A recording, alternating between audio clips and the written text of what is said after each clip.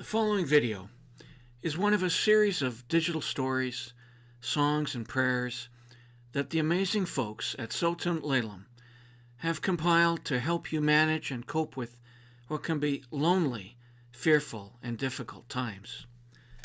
To reach them for confidential help via phone, email, FaceTime, and/or Zoom, please call toll-free at 1-888-403 3123.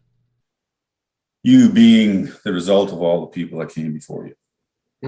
Mm-hmm. Okay, their strength is your strength. It's in your DNA. It's in your molecular structure. It's in you. It's a part of you. So that's all their effort, all their endurance, what they went through, they put into bringing you into this world. So the reason why we feel so alone is that we're at the point of that arrow. And then if we develop insight, look within, turn around, and see all those ones that you came from, all the way back to the Creator. So be as far as you can see beyond that. So all the people who were spiritual, all the strength, all the healers, all those people you're a part of. So another way of saying it is like you become your grandfather's and grandmother's voice. Yeah. In action, what they created through you. So when you look at the uniqueness of each individual that's ever been born, just in the human condition. So you being the result of all the people that become who came before you, put you in a place where you're born uncomparable. Totally unique. So when they made you, they broke the mold. There's not going to be another one like you. So in a biblical sense, it's like if the shepherd should forsake the whole flock, it's to go after the single one.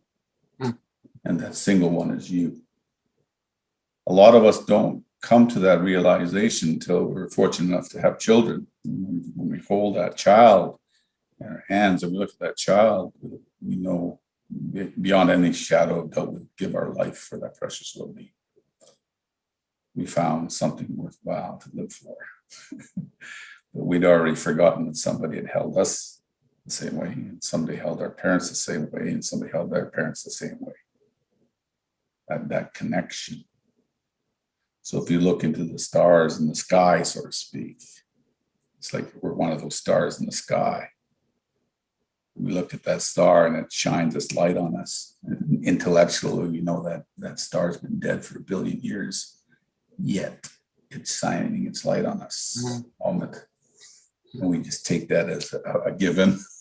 But the odds and the miracle of that, 1 billion years dead, and it's shining its light right on you.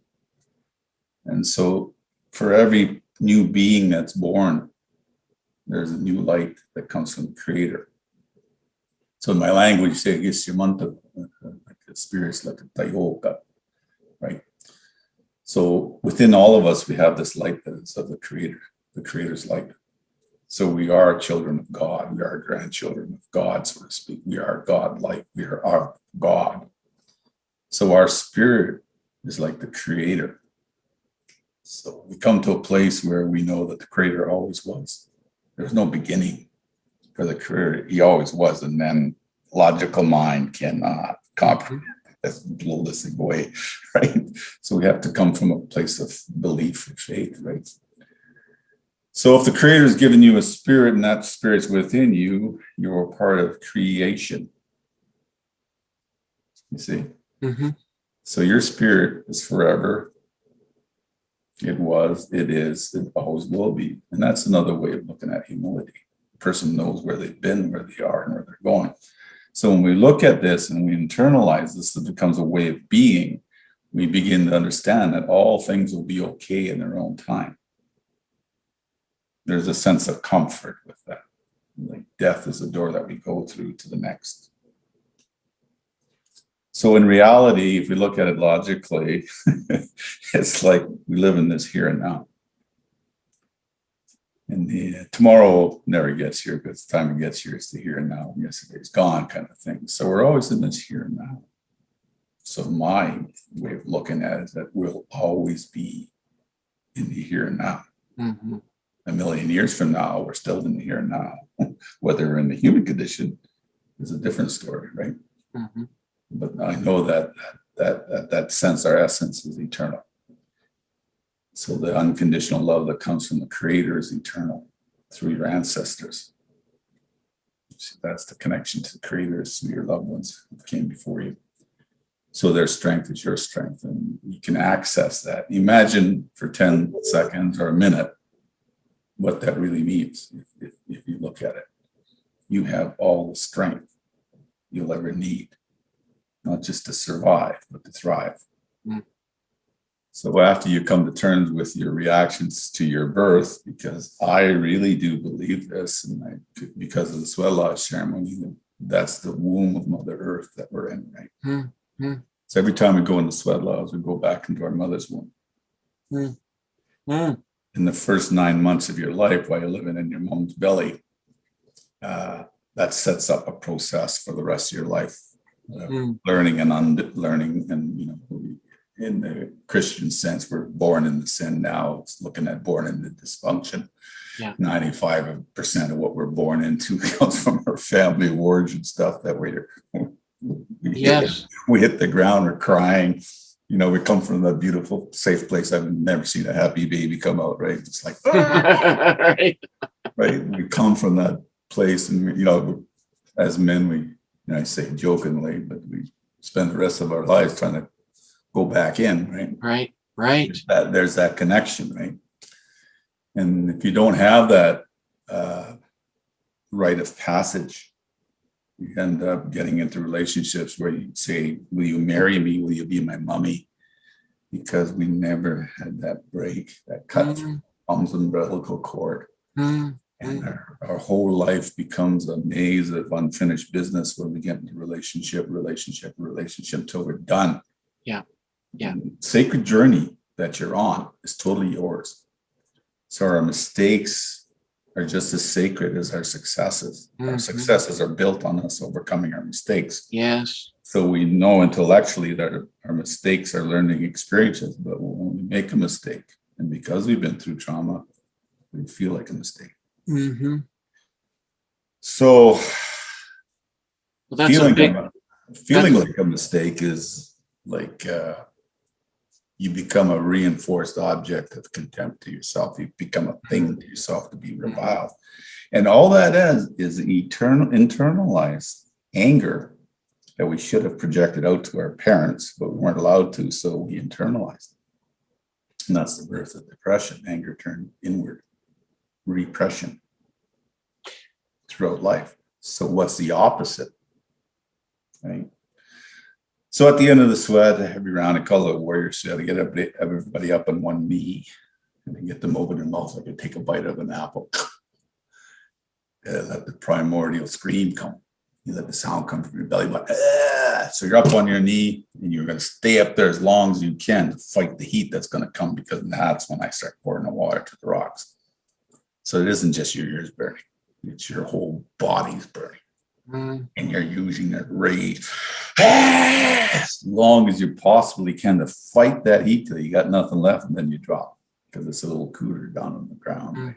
And I found on average, the women find the inner warrior princess comes, and they're able to scream at a level that the way best I can describe it in the humorous way is like you scream so hard you see your foot come out of your mouth. Then you know you've gotten there, kind of deal, right? So it's about repression. It's about internalized emotion, not exploding. Keep quiet. Set that jaw. I'll never cry again. So we have to come to a place of acceptance. It can only go so far. In this life, with our reconnection with Dad, it doesn't end with this life; it goes on to the next. Yeah. So it's an ongoing adventure. I used to call it a battle because I used to, you know, our mind is like a computer. It's fed by our life experience. So if we experience trauma, and we all have, Our mind tends to look at life as a problem to be solved. You're looking at the problem. Where's the joy in that? Where's the creativity in looking at the problem? So quit looking at the problem and change to the solution. Look at the solution. So my way of helping people is say, I want you to go look in the mirror, see that person in the mirror. Say, yeah, there's the solution. Right. So you have to redevelop your relationship with that person in the mirror. And then in order for change to happen, you have to accept something about you. My thing is accept that you're eternal. Accept that you are of God and you have all the answers that you're ever going to need, because we are all connected. We are all one. Yet we're totally unique. I might have all the right words. You might have all the right words, but that person who's not saying it, his or her words are the most important. They find their voice. Before you can give anything to anybody else, right, you gotta give it to this one. So just in the 90 days it takes to internalize a positive life affirming habit, it takes us 90 days to do that. We get the knowledge, we start talking, but we haven't internalized it. That knowledge just keeps dropping and dropping and dropping because we haven't really given it to ourselves. But we begin to internalize things when we begin to feel safe. The survivor feels safe. And the survivor allows the survivor to go to sleep safely. That sense of belonging, that sense of vulnerability where you can fall back and fall into gentle sleep. And that comes from trust, and trust is hard earned. So you have to learn to trust yourself. Before we listen to learn, we have to learn to listen. Your brain is going a mile a minute. Are you listening? You know what it's like to live with a person who's always worried. You live in a constant state of rejection, so you learn to reject yourself. You learn to put yourself last. You don't even account for yourself. I ask people this all the time. Would you take yourself out next Friday for a nice big steak dinner? They'll look at me. Why the hell would I waste my money at doing that? And it's like, that's how you work. There's your answer. Yeah. Your answer's right there. And this outer reach for inner security, this outer reach for inner security is called toxic codependency, right? Toxic codependency is spiritual bankruptcy. I don't know who I am. So to get that sense of belonging, I look for that in relationship. I look for that in my work. I look for that with the sex. I look for that for the food. I look for that for the alcohol, whatever that is for you, that's the way, that's the replacement for the real thing. Yeah. So what's the real thing? Right? Self-forgiveness. Why do I have to forgive myself for being abused? Because when we've been abused, we can't fight back. We internalize it. We abuse ourselves. So no matter what's been done to us, spiritually, mentally, emotionally, physically, sexually, we do it 100 times worse to ourselves.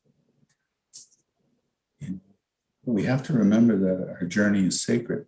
Whatever we go through and what we're walking through, the mistakes that we make in our lives are just as sacred as our successes. So the amount of time it's going to take you to work through what you need to work through, whether it's this lifetime or 10,000, right? That's the amount it's going to take you. So how do we accept that? Yeah. What is acceptance? So acceptance, quite simply, see, when you do it in native spirituality, you in the circle, you put the 4 quadrants. The first self is your spirit. Second self is your mind. Third self is your feelings. The fourth self is your physical being. Spirit, mind, emotion, physical. That. It's a clock going this way. So in a 24-hour period, strongest part of the day is midnight to the sunrise. So if you were born between midnight and the sunrise, the gift you're born with is your spirituality. You know who you are. So with spirituality, you come into this world with what we call inherent knowledge, knowledge you're born with. people ask you, well, how do you know this? The only answer you can give is because I know. I've always known. When you say that, people connect to it. They don't ask anymore. Because all you've just done is connect them with their own knowing. It's simply profound or profoundly simple. Time of spirit. Sunrise to the midday is a time of mind. So if you're born between sunrise and midday, you got a strong noggin, great thinker. You know, sunrise, midday to sunset, you're led by your feelings. Emotional self. Sunset to midnight, you're workaholic. You're led by your physical. You're a good worker. If you're born on the cusp, you have both. If you're born at 6 a.m., right, you have spirit and mind. Okay, because you look at that wheel again, spirit, mind, emotion, physical. What am I doing for myself spiritually? What do you do to fill your spirit?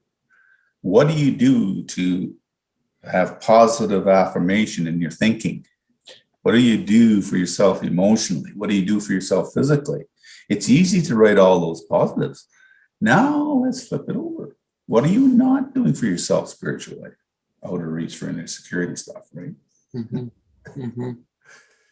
So you'll find out, I don't know if you get the information where when you were born, because that's where you're coming into this world from.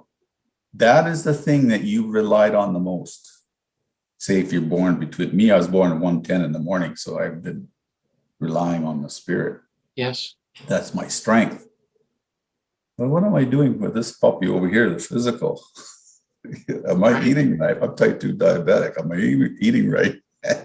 Yeah.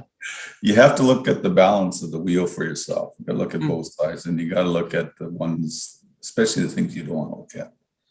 And again, you're right. You're the only one that can take you there. So I always encourage that. Look at the things you don't want to look at. Intuition is not logic. So throw logic. You're not born in that time already. I think you can pretty well guess, since you and I are talking, we're coming from the same place. I'm influenced mostly by of the three would be the physical and mental. The emotion is the furthest one. That's my Achilles heel. Yeah, so all here's what I tell myself. I've been telling myself this for years. Listen to your feelings. Honor your feelings. Your feelings are your body's reactions to what you're thinking. So if your gut is twisted up in knots, look at what you're thinking about.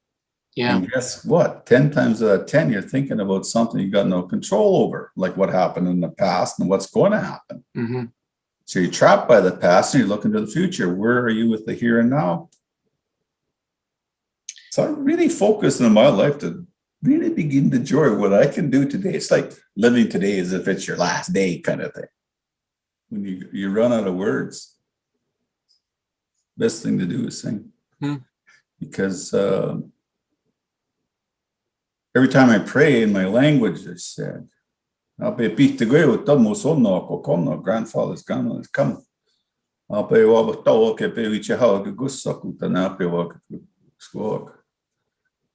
These have come and help these men and these women. Which means come and sing and come and dance. Our most powerful prayers is when we sing. And when we cry, when we sing. The grandparents and the parents will pick up the child when the child's crying. So this is our grandparents' opportunity who are in the spirit world, and your dad and all the ones with him can pick you up and hold you just for a moment if you allow yourself that vulnerability. The songs that we sing are time immemorial. They're timeless. They're handed down generation. I don't know when it began. So my own unique way of singing is my ability to open that door Mm. Well, I have to That's hear all it. I can claim. The rest that happens, what comes to you, what resonates for you is up to you. But I'll just introduce myself, right? Do it with you right now, I guess. Yeah. Wapan mas conocidas, no? Tansigino, Mr. Haga Gunaskum, say what's thanking you. My name is Don Beacham. It's my Christian name. My Cree name is Wapan Muskwa, which means white bear, polar bear. Because we're speaking to, the COVID, right? And COVID forces us into these houses where the walls are closing in on us. But for me as a counselor and the person that does the work I do, I love a captive audience because you're the ones asking for it. And you're not running away, and I ain't chasing you. Yeah. And it's just been a smorgasbord of personal growth that I'm witnessing from people because COVID, if there was a second coming called Jesus, that's what COVID is. Nature is telling the human condition, wake up or you're going to be shut up. No, and the environment has been restored to such an extent, like in India and China, they can see the stars for the first time and God knows when. Yeah, so thank you.